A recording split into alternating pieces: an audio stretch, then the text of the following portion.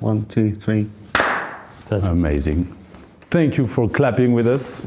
Nick, Park and Peter Lord. It's amazing to have you guys with us in Annecy. Who of you was the first one to come to Annecy? Me, me. I don't remember what year. 1981, 2, 3, somewhere a while ago. It was different then. What was different in Annecy then? No MIFA, very few feature films. Great emphasis on the short, independent short film. Do you remember your emotions in this very first festival in Annecy? I loved it. I mean, obviously everyone knows it's such a beautiful place. When you first see it, it's amazing. To come to those festivals back a long time ago, it was great. It was exciting because for us, we lived in England. Our experience of the world was quite, of the animation world, was not very great. And you come here, and suddenly you're meeting, Nick mentioned Frederick Bach would be here, or maybe Yuri Norstein would be here, or these amazing characters. So I still think that these are my people, even though actually they're not so much anymore because I don't make short films anymore. But I still think these are my natural people. Can you draw your memory of Annecy? What you remember of the festival in the first time? Wow, no. And while Peter draws, Nick, your first time in Annecy was 97, I guess. No. Well, from my archives, but... No, I came after I started at Aardman, and I started at Aardman about 1985 properly, and we came as a studio. I was working on a Grand Day Out in the background. Pete and Dave offered to let me make that film there. But I had no film to show. I just used to come to be inspired, and we came as a studio, didn't we? What year do you reckon that would be? Probably around 85, 86 or 87, around then. And I remember just being, meeting all these, and like I say, they were mostly independent animators, filmmakers, Bill Plimpton, these various people you spotted. I'd followed these people from the National Film Board of Canada that were here. Frederick Bach was a big one. Different filmmakers. That's where we met guys from Pixar and other studios. We were all short filmmakers back then, and we all hung out together and got inspired by each other. So it was inspirational. Just being here, it reminds me of those days, coming here without not being a filmmaker or being recognised yet as anybody, but just to draw in the atmosphere and the cheese and the wine. Cheese and wine. They'd be like really famous people, wouldn't they? Yes. And you might get to meet them, or maybe they're sitting at a different table. Yes. That's right. Yeah, Marv Newland, I remember. Nick, do you remember what you were drawing on at that time? Maybe the very first draw you had to do for Aardman in the 80s?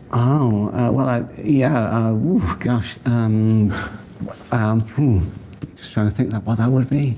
Or the second one, actually. I'd be working on... Peter had me working on commercials and things like this, and or that film Babylon that we just... or doing some commercial of some sort. It's hard to remember. I'd be making Wallace and Gromit all that time, so... The peddler, actually. Peddler, it's a good idea, yeah. Maybe you can tell us about your first encounter with Peter. Well, actually I remember, I don't know which was first, but Peter and David came we could ask whoever we wanted to come and speak to us at the film school as I was making just started making the Grand Day Out, and I called up Pete and Dave and asked them, or we arranged somehow for them to come to speak.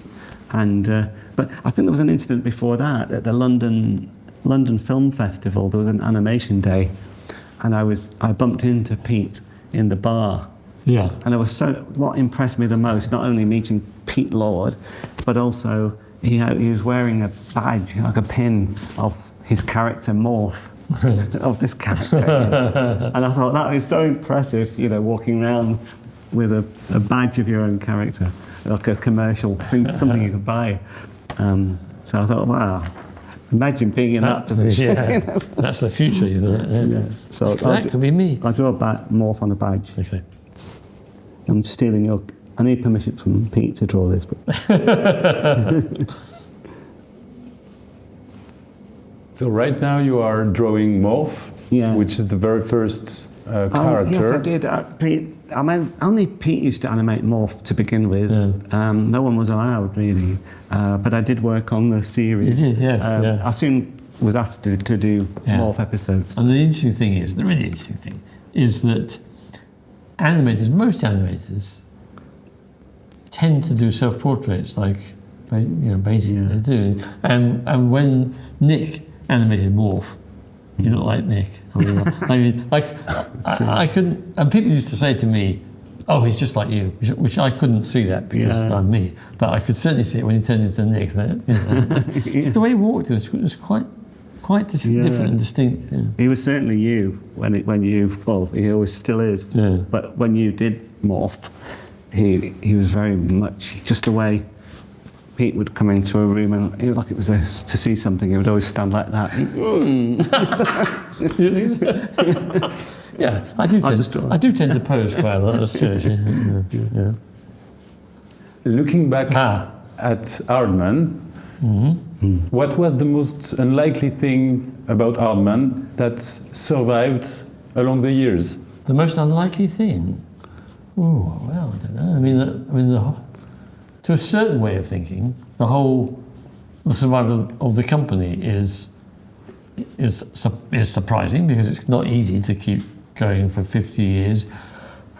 And the rules of the game change over those times, And for example, notably, memorably, when CG came along. Before CG came along, what we did was the only way you could put a three-dimensional object on screen, a three-dimensional, So if it was, an animated three-dimensional object, the animator was stop frame.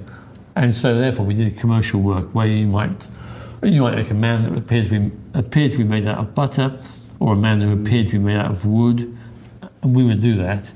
But now you do it in CG.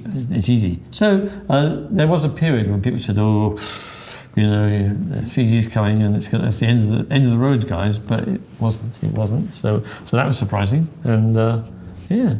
Would you say there is something in clay motion that can express better than any other animation technique? Yeah, I would actually. I'm sure you can. People with the right skill in whatever the medium can do whatever, really. But there's something about working with clay that it's somehow, because the animator is in contact with the model on every single frame, every 12th of a second or every 25th of a second, whatever. You kind of you imbue your soul into that character, and there's little subtle things that happen in the clay as you're moving it. It's not just like moving a puppet that's already pre-made and is made of some more firm material. There's a kind of more organicness to it, and it means you can do quite nuanced, very human. Small things become like very powerful because you can. It's almost like less is more all the time as well. That you can have like in any live action movie, you see a shot of somebody responding at a table and they just need to move one eyebrow or something like that, or what they're thinking because they're listening to someone and they just like look down for a split for just a split second, and it tells you they're thinking something, or they're doubting what the person's saying, or they're thinking something else. And it's like you can capture that kind of thing with clay. True. And the other funny thing, which I think is particular with clay, that surprises people, is that it's very spontaneous. People think, when they think about animation, they tend to think in terms of long, epic hours, making something move very slowly. And yes, it is quite a slow business, I guess, but you can be spontaneous. And in fact, not only can you be spontaneous, but also it's slightly scary as well. It has some of the truths of live action. Not like that when you start, you don't know exactly what you're going to do. I mean, with CG or with old-fashioned drawn animation, you do your first frame, you do your end frame, you know exactly where you're going. But we don't do that. We start at the beginning, and we set off on a journey, and we go forward. And yes, of course, you have a plan. Of course you do, but you can change the plan, and your plan isn't exact to the last millimeter. It has spontaneity, freedom. Yeah. We've prepared a 50th anniversary cake for Mark, if needed. Yeah. It's just on the corner of the table. Oh yeah, that's very kind of you. Yeah. We've prepared this question, but we don't know if you want to play with us on this. Would you be able to draw each other's Nick drawing Peter and Peter drawing Nick? Can we play this? You have sure, yes. a new sheet of paper, 30 seconds. Yes. Okay. And you can express whatever you want. With that, can we look at them? I think Pete's easier. Oh, no. Oh, I think not so. In a cartoon or anyway. Any style you want. Yeah. Oh, no.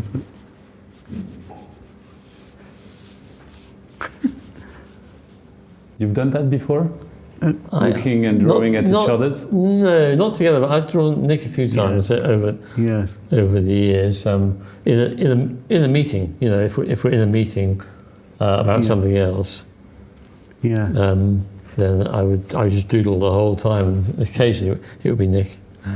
It's just the eyes I've got to get right. I'm going to go more cartoon, I think.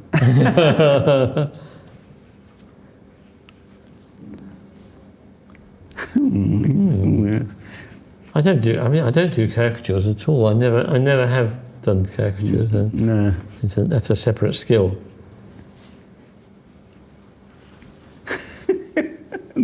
It's hard, actually. Yeah. Yeah, it's hard, isn't it? Yeah.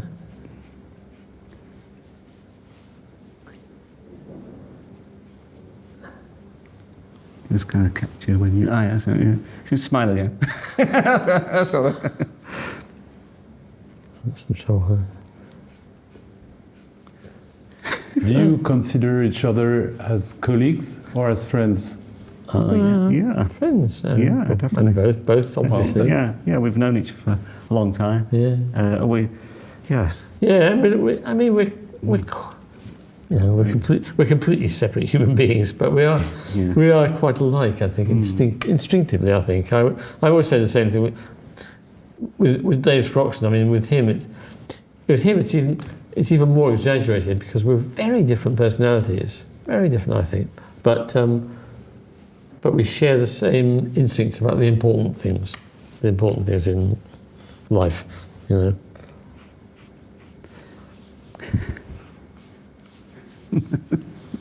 It's funny doing it in live.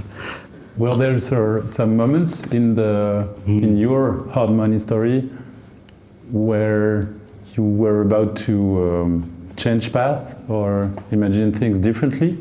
Well, there was for me. I mean, only one time in particular, which was, I think, the early 1980s. When very simply there was kind of no work. It was just we were making up our own work, our own business, and and we did a series of more films that were very good and actually very well received, I would say, by the public. They were really good, but then that finished, and then the people who were commissioning us didn't want a second series. We thought, what do we do now? And so we were struggling to think of anything to do, and so I went out to America for 2 weeks to talk about a job in Washington DC, because virtually nobody else in the world was doing what we're doing. It's very, as you know, it's extremely unusual. So I went to Washington DC, had quite a good time, thought about going out there, but never did. Mm.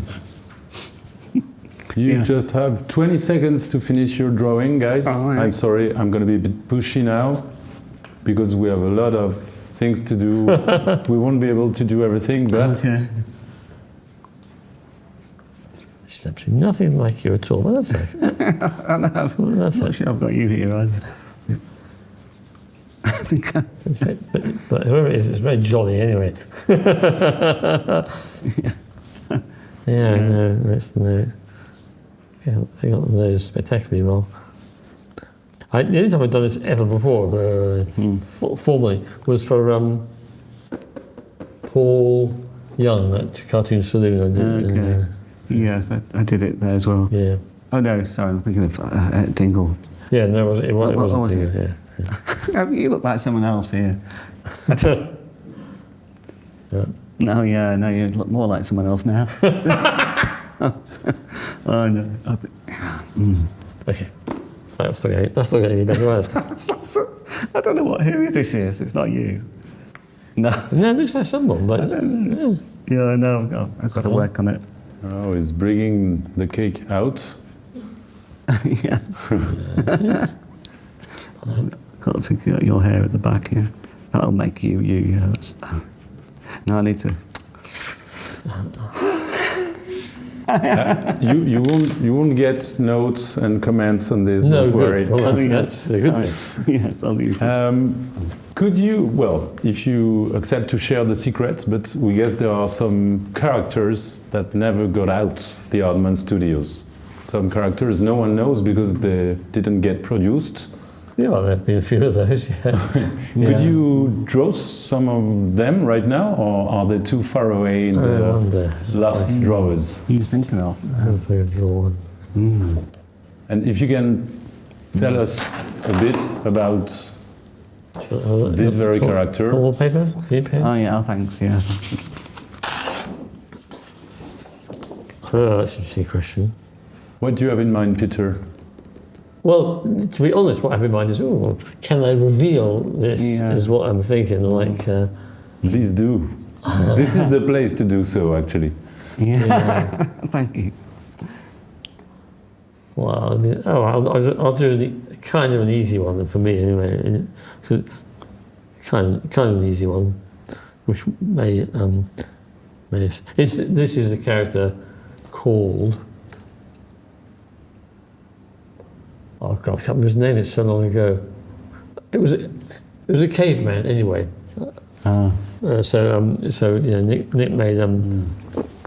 Nick made early Man, but before that there was another caveman movie that I worked on for quite a long time, and it eventually became The Croods, which was made for DreamWorks. But not by us. So I developed this film at DreamWorks, and then we parted company, which is absolutely fine. Which is what we both wanted, really. We didn't love working to their brief. We didn't love it. It wasn't bad, but we didn't love it, and. From their point of view, we weren't making enough money, so we both wanted. So anyway, we split up, and I'd been working on this thing for quite a long time, and we had to give it back to DreamWorks So we lost the, well, we didn't lose the rights. We did lose the rights.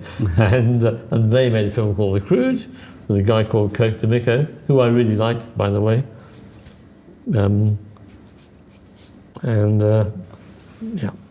Yeah.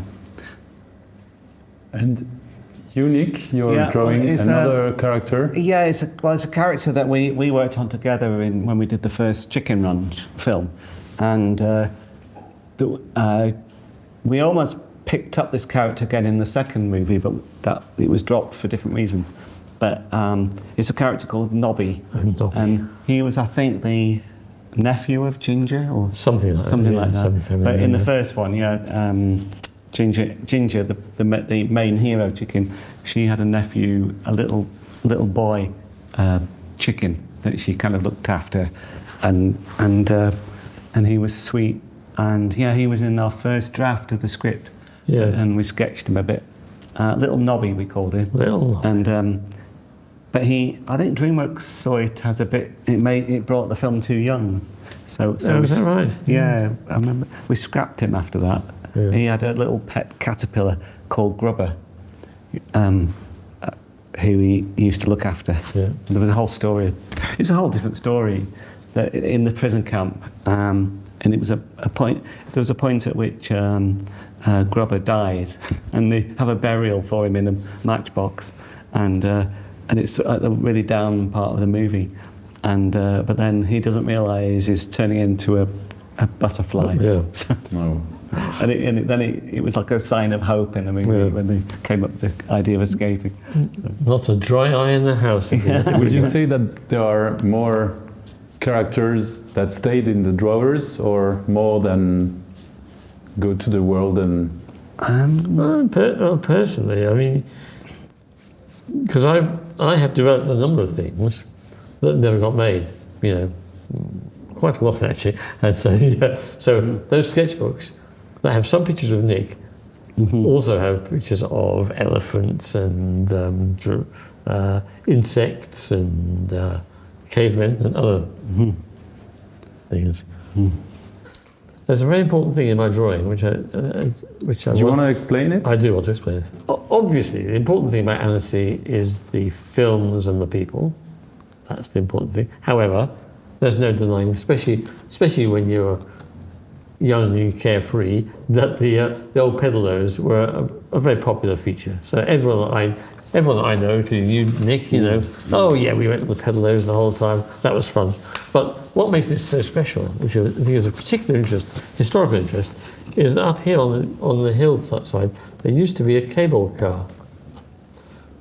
It was really scary because it seemed really old and rusty and dangerous. You boarded it? Yeah, I went to it. Whoa. I went to it. You know, up the top there, and it was all kind of like. At any moment, you expected the whole thing to collapse and fall down. But anyway, that was old Annecy. Who's that? I don't know. Old school Annecy. Yes. So I just thought. Annecy back in circa 1982, or something like that. Me on the pedalo. Morph, mimicking Pete, and an unfinished grommet.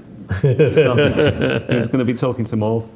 Had a portrait of Pete, which looks nothing like him. Can you show the portraits together? Yeah. Yes. Oh, you might think this is a photograph of Nick, but actually it's a drawing that I did. I don't know how I've got you so wrong. I think I can draw Pete if I don't think about it. Amazing. Just as a simple cartoon. And the last one. Oh yeah, this is what the guy's name I can't remember from Crude Awakening, as it was originally called. Yeah. Yes. A hapless hero. Yes. Oh yeah, I remember you drawing. Yeah. Yes. Like an early drawing man. Yeah. Yes. Thank you. Thank you very much. Pleasure. Thank you. Excellent. Thank you very much. Thank you.